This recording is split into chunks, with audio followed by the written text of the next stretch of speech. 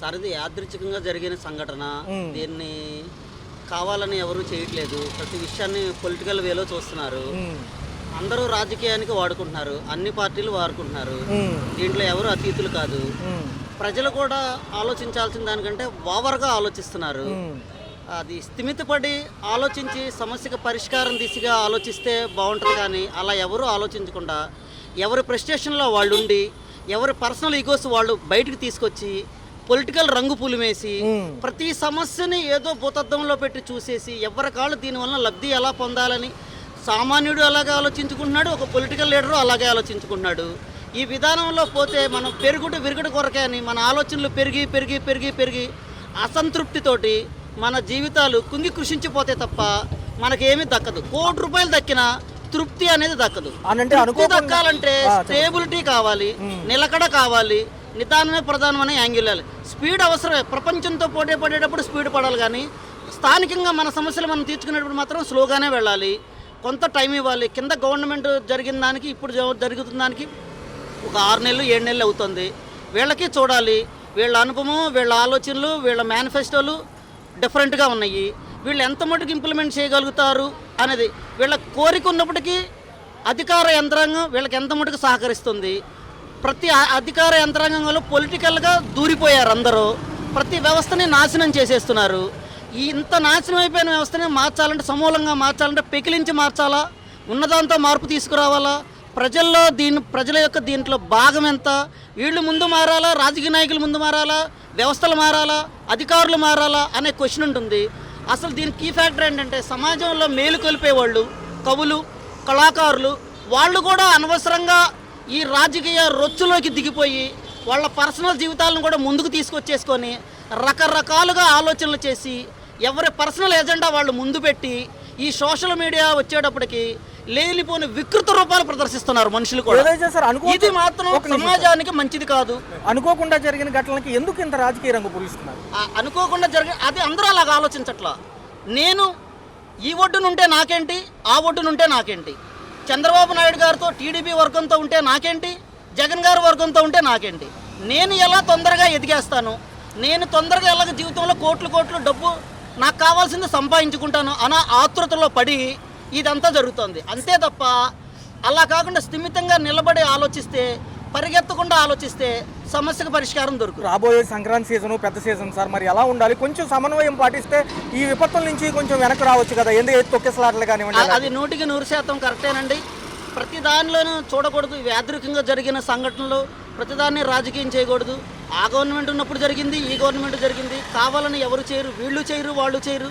అందరూ పాజిటివ్గా ఆలోచించాలి. కానీ పాజిటివ్గా ఆలోచించట్లేదు. ఏదన్నా ఒక సమస్య దొరికితే ఆ సమస్యను పట్టుకొని బయటకు వద్దామని చెప్పి పొలిటికల్గా ఆలోచించి వాళ్ళు బయటకు వస్తున్నారు. అది వాళ్ళు రావటం వల్ల వాళ్ళ వైపు అనుకూల వర్గం రెచ్చిపోతున్నారు. అది కరెక్ట్ కాదు. ఎవరైనా సరే ఈయన పబ్లిక్లోకి వస్తే ఈయన తరపున వాళ్ళు రెచ్చిపోతారు, ఆయన పబ్లిక్లోకి వస్తే ఆయన తరపున వాళ్ళు రెచ్చిపోతారు. అసలు రెచ్చిపోవాల్సింది అదే. ప్రతి దానికి పొలిటికల్ రంగు పులిమేసి పొలిటికల్గా పరిష్కారం ఎత్తుకుంటున్నారు. కానీ సామాజిక పరిష్కారము, ఆర్థిక పరిష్కారము, సంఘాన్ని సంస్కరించే పరిష్కారం దిశగా ఎవరూ ఆలోచించట్లేదు. దీన్ని ఆలోచించిన రోజున సమస్యకు పరిష్కారం దొరుకుతుంది. సార్ ఇప్పుడు ఈ పర్టికులర్గా తిరుపతి ఘటన వచ్చి 2 రోజుల క్రితమే జరుగుతుంది. ఫస్ట్ జరిగిన వెంటనే కూడా కొంచెం అప్రమత్తం అయినప్పటికీ అధికారుల సమన్వయం క్లియర్గా ప్రెస్ మీట్లో కూడా తెలిసిపోతుంది. ఏమంటే ప్రభుత్వాలు అధికారులు వాళ్ళు చేయాల్సిన వరకు చేస్తారండి. ప్రజల్లో కూడా ఆ భావన ఉండాలి, మనం ఎలాగెళ్ళాలి ఏంటి అనేది. ఈ వైకుంఠ దర్శనం ముహూర్తం దాటిపోద్ది అనే కంగారులోనే అంతమంది 10 రోజులు అవకాశం ఇచ్చారండి. 10 రోజులు అవకాశం ఇచ్చారు. 10 రోజుల్లో కూడా దర్శనం చేసుకోవడానికి ఇబ్బంది. ప్రతి ఊళ్ళోనూ ఒక దేవాలయం ఉంది. ఆ గుడికి వెళ్ళి దాంట్లో దేవుడు లేడా? తిరుపతిలోనే గుడి ఉన్నప్పుడు, దేవుడు ఉన్నప్పుడు మిగతా దేవాలయాలన్నీ కూడా మూసేసుకుని తిరుపతి ఒకటే ఓపెన్ చేసి పెట్టుకోవాలి. అయినా ఈ ప్రవచనకర్తలో యూట్యూబ్లో ఫోన్లో వచ్చేవాళ్ళు వెంటనే ఏదో వచ్చేసిద్ది, మీకు వెళ్తే ఏదో చేసేసిద్ది అనేది మాత్రం కొత్త భ్రమ అండి. అంటే మేము హిందువులమే, మేము దైవాన్ని ఆరాధన బాగా చేస్తాం. కానీ ప్రజలు ఒక్కసారిగా ఏదో వచ్చేయాలి. ఇప్పుడు స్వామివారు ముక్తి ఇచ్చారు ఎందుకు అనుకోవట్లేదు? ఈ తొక్కిసట చనిపోయిన వాళ్ళు స్వామి మమ్మల్ని కరుణించి మరి మాకు ముక్తి ఇచ్చారు ఎందుకు అనుకోవట్లా? సో సంఘటన అయితే జరిగింది సార్. పవన్ కళ్యాణ్ గారు కూడా తప్పు మాదే అని ఒప్పుకున్నారు. తర్వాత ఏమంటున్నారంటే అధికారులు సహకరించట్లేదండి, 15 ఏళ్ళు నేను కూటమిలో భాగంగా ఉందామనుకున్నాను. ప్రెస్ మీట్ లో నిన్న గ్రామోత్సవాల ప్రెస్ మీట్ లో అనడం జరిగింది. ఎందుకంటే ఆయనకు కూడా కొంచెం నిరాశ నిస్పృహలు ఏమైనా వచ్చినాయి అంటారా? ఏమండి ఇప్పుడు ఒక్కసారిగా కూటమి ప్రభుత్వం 6 నెలలు వచ్చింది. 6 నెలలు ఇలాంటి సంఘటనలు జరిగితే ఇంకా వైసీపీ అభిమాన నాయకులు, అభిమాన పోలీసులు ఉన్నారండి. వాళ్ళు ఏం చేస్తారంటే ఇలాంటి ఏదైనా జరిగితే కూటమి మీదకి, అంటే కూటమి జగను చంద్రబాబు నాయుడు అని కాదు, నిజంగా నిజం చూద్దాం. ప్రభుత్వ అధికారుల్లో పోలీసులో కూడా మార్పు రావాలండి. ప్రతి విషయం మీద చాలా జాగ్రత్తగా క్షుణ్ణంగా వాళ్ళు చర్యలు కానీ తీసుకుంటే అసలు ఇలాంటి సంఘటనలు జరగవండి. సార్ ఏదైతే ఉందో ముఖ్యమంత్రి గారు హాస్పిటల్కి వెళ్ళి పరామర్శించారు, ఉప ముఖ్యమంత్రి గారు వెళ్ళడం జరిగింది. అయితే ఏమంటున్నారంటే చైర్మన్ గారిని ఒక పక్క ఈవో గారు రాజీనామా చేయాలని ఎంతో మంది అడుగుతున్నారు. చేయొచ్చు అంటారు అసలు? చెప్పండి. లేదండి, చేయకూడదు. ఎందుకంటే అది చైర్మన్ గారు వచ్చి చూసేది కాదండి. ఇప్పుడు తిరుపతిలో చాలా చోట్ల పెట్టారు ఈ టోకెన్లు అనేది. ఒక చోట మాత్రం ఈ సంఘటన జరిగింది. అక్కడ కూడా ప్రజల యొక్క వైఫల్యం కనబడుతున్నా, ప్రభుత్వం వైఫల్యం కాదండి. ఈయన సమక్షాన్ని ఏది చంద్రబాబు నాయుడు గారు ప్రెస్ మీట్ లో ఉన్నప్పుడే నేనేం చెప్పలేదు మీకు అన్ని చెప్తున్నా కానీ ఆయన అనడం, ఇటుపక్క బిఆర్ నాయుడు గారు ఏమో కొత్త పాపం. ఎలా అనిపిస్తుంది సమన్వయం లోపం ఎందుకంటారు? ఏమంటే శ్యామలరావు గారు కూడా బాగా చేయాలని దృఢ సంకల్పంతో ఉన్నారండి. కొత్తగా వచ్చిన నాయుడు గారు కూడా బాగా చేయాలనుకున్నారు. సమన్వయ లోపం అనేది చిన్న చిన్న విషయాల్లో అందరిలోనే ఉంటాయండి. కుటుంబంలోనే భార్య భర్తల పిల్లల విషయంలోనే సమన్వయం లేదు. అలాంటిది అంత పెద్ద దేవస్థానానికి మరి ప్రభుత్వం తరపున కానీ మరి ప్రజల వాళ్ళ అధికారుల తరపున కానీ సమన్వయం అంటే వాళ్ళు చేసుకోగలగాలి.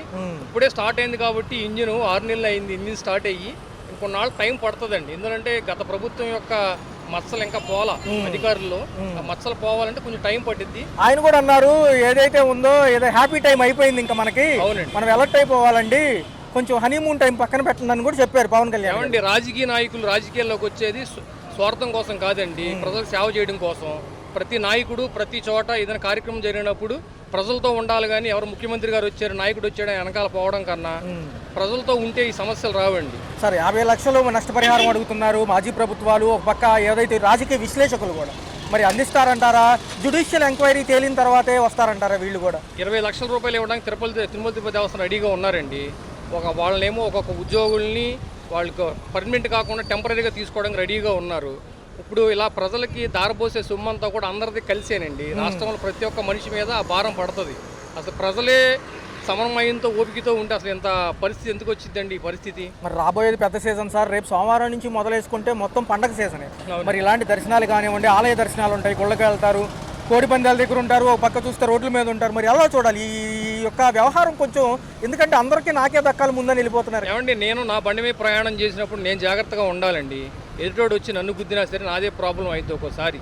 ప్రతి మనిషి కూడా అలాగే ఎక్కువగా ఎక్కడైతే రద్దీగా ఉందో అలాంటి ప్రాంతాలని అవాయిడ్ చేసి కొంచెం జాగ్రత్తగా ఎవరికాళ్ళు స్వయ రక్షణలుగా, ఇప్పుడు కరోనా వచ్చినప్పుడు అలాగే ఎవరికాడు మాస్క్ పెట్టుకున్నాడు కదా, అలాగే ఊకుమ్మడిగా కాకుండా ప్రజలు ఎవరికాళ్ళు స్వతంత్రంగా విడిగా ఉండడం బెస్ట్ సార్.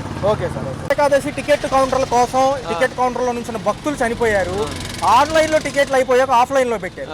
మరి మంచి వాళ్ళకి దొరకలేదు కదా, మరి ఏంటి రాజకీయ నాయకులు హడావుడి ఏంటి? అన్న పవన్ కళ్యాణ్ ఆలోచించింది అయితే మంచిగా అన్న, రాజకీయ పరంగా ఇవన్నీ కాదు, మంచిగా ఏటువైపు టీడీపీ వాళ్ళు ఆల్దే కానీ మంచిగా ఆలోచించాడు.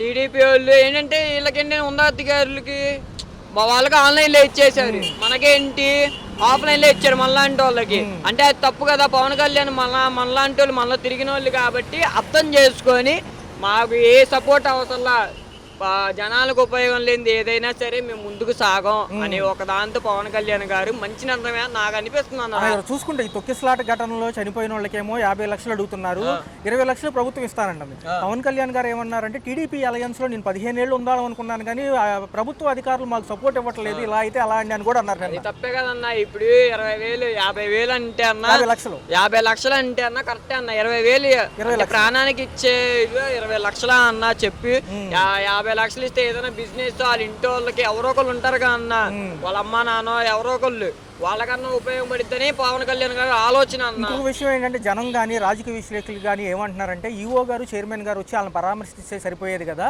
నష్టపరిహారం తర్వాత అండి మీరేంటో మాకు సంబంధం లేనట్టు ఎందుకున్నారని పవన్ కళ్యాణ్ గారు కూడా అడిగారు. ఎందుకన్నా అలాగంటారు అన్న? ఏంటంటే అన్న పవన్ కళ్యాణ్ ఏంటంటే అన్న మన ప్రజల్లో నుంచి అన్న చేస్తాడన్న మంచిగా, రాజకీయపరం కాదు నేను చెప్తున్నా కదా, మంచిగా జనాల్లో నుంచి జనాల ప్రాబ్లం అర్థం చేసుకుని ఇలా చేస్తారు. టీడీపీ వాళ్ళు ఏంటి ఇదిగో ఇలా వీడియోలు తీసేటప్పుడు ఇలాగా పువ్వులు ఇవన్నీ డాబన్నా మొత్తం. పవన్ కళ్యాణ్ గారు మంచి వైపు ఉండాలనుకుంటున్నారన్న. పవన్ కళ్యాణ్ గారు వైసీపీలో కలిస్తే ఇంకా మాకు మంచిదని మేము ఉద్దేశం. ఈ ఘటన జరిగిన వెంటనే కూడా ఇదే నెపం వాళ్ళ మీద నెడదామని చూశారు వైసీపీ ప్రభుత్వం మీద, కానీ వంగలపూడి అనిత గారు దొనికిపోయారు.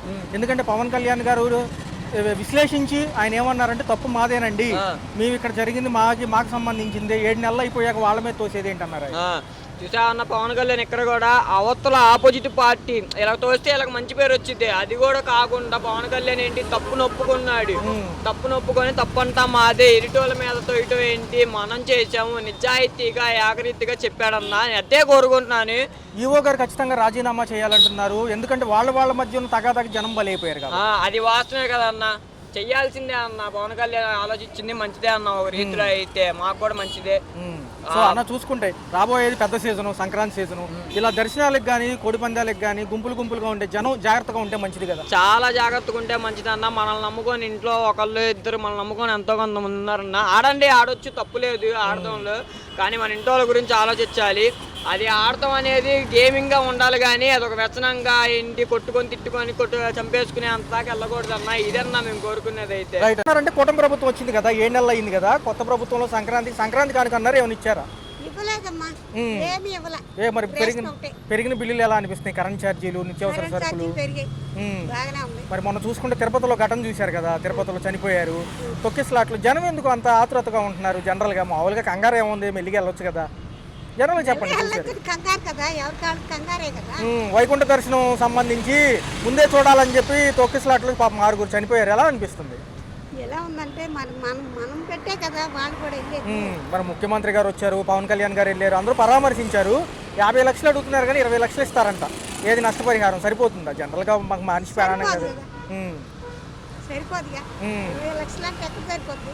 మరి ఏమంటున్నారంటే పవన్ కళ్యాణ్ గారు, కొంచెం అధికారులు జాగ్రత్తగా చేయండి, సమన్వయ లోపం ఉంది మాట్లాడుకునే విధంలో, అందుకే ఇంత పెద్ద పొరపాటు జరిగింది అంటున్నారు. మరి మంచిదేనా చెప్పడం? జనరల్గా చెప్పండి. ఏమి చెప్పలేం కదా. అది మరి వచ్చేదేమో సంక్రాంతి సీజను, ఇంతమంది ఉన్నారు, అయిపోయింది కదా, ఎల్లుండే కదా. అంటే ఏమంటున్నారంటే ఇప్పుడు కోడి పందాలని లేకపోతే ఇవని అవని అన్ని గుంపులుగా ఉంటారు కదా, జనం కూడా జాగ్రత్తగా ఉండమని చెబుతున్నారు. మంచిదేనా? మంచిదే కదా, జాగ్రత్తగా ఉండమని. మరేంటి ఉచిత బస్సు పథకం ఇస్తే ఎలా ఉంటుంది? ఉచిత బస్సు పథకం ఇస్తే మహిళలకి అంటున్నారు కదా ఉగాది నుంచి. ఇవ్వలేదుగా ఏమి. ఇవ్వలేదు, జనరల్ గా అంటున్నారు కదా, ఇస్తే ఎలా ఉంటది అంటున్నా. ఒకవేళ మంచిదేనా? బాగుంటది అంటాం, ఇస్తే బాగుంటుంది, ఇవ్వకపోతే బాగుంటుంది. Okay, right.